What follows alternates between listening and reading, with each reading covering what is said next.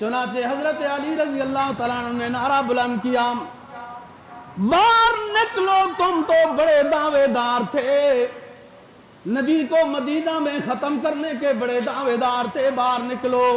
کوئی نہ نکلا تو حضرت علی رضی اللہ تعالیٰ عنہ نے نعرے تکبیر بلند کر کے جب اس قلعے کے دروازے کے کنڈے کو پکڑا تو وہ سیدھا دروازہ اوپر آیا، حضرت علی کی ڈھال بن گیا، بعد میں اس کو پھینکا تو حضرت ابو رافع رضی اللہ تعالیٰ عنہ کہتے ہیں ہم 8 مل کر بھی صحیح معنی میں اس دروازے کو نہیں اٹھا سکتے تھے۔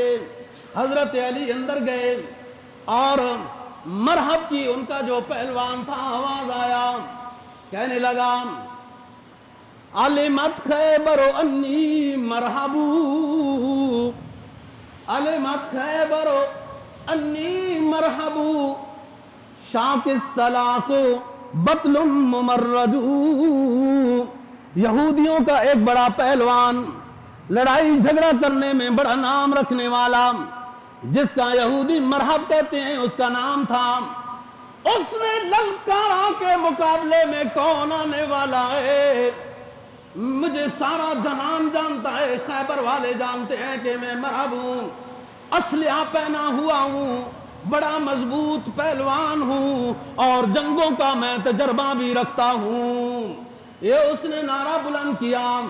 مقابلے میں ایک صحابی سب سے پہلے گئے جن کو عامر کہتے ہیں، انہوں نے کہا علمت خیبر انی عامرو، شاک السلاق بطل مغامرو۔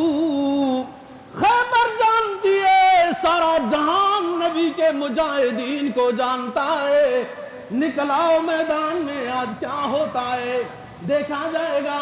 تو حضرت علی رضی اللہ تعالیٰ عنہ نے پھر جواب دیا، فرمایا ان الذی سمتنی امی حیدر کغایات الغیاث بطل مبرج۔ سنو میری ماں نے میرا نام ان الذی سمتنی امی حیدر، میری ماں نے میرا نام تو حیدر رکھا تھا، بعد میں تبدیل کر دیا گیا اور علی رکھ دیا۔ حیدر کا تو معنی یہی ہوتا ہے، کہاں بات جنگلوں کے شیر کو حیدر کہا جاتا ہے۔ آ جاؤ مقابلے میں، اللہ رسول کا شیر آیا ہوا ہے اور ایک اللہ اکبر کا نعرہ بلند کر کے حضرت علی نے مرحب کے سر پر جو تلوار ماری، اس کا سر 2 ٹکڑے ہو گیا۔